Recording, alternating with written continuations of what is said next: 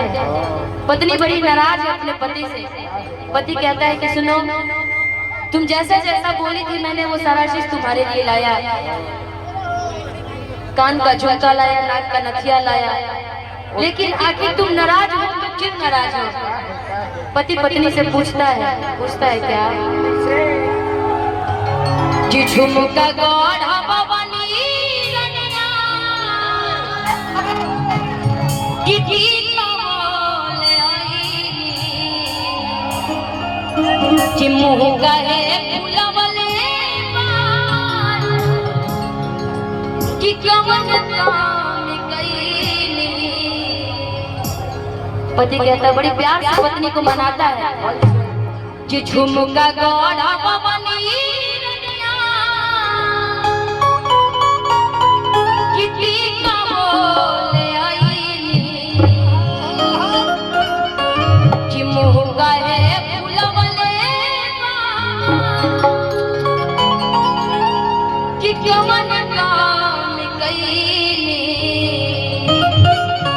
अब पत्नी जवाब देती है क्या धोबी हमें हमर घूंघट उठैला चीना कुछ लेके आइला, त हमर घूंघट उठैला चीना कुछ लेके आइला, कहिया खोजे हमर दिल तोरा बलम के तोरा सुतैला हमके तोरा सुतैला ना, कहिया खोजे हमर दिल तोरा बलम के तोरा सुतैला ना, हमके तोरा सुतैला।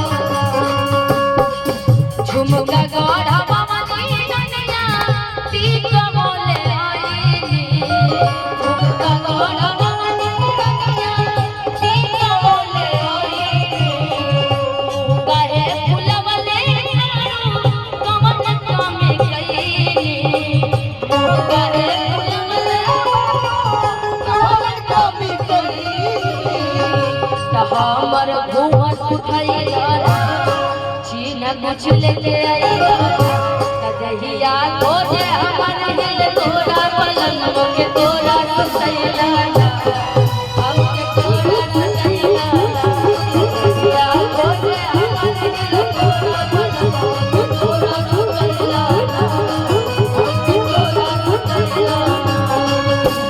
तुझको ना देखूं तो जी घबराता है,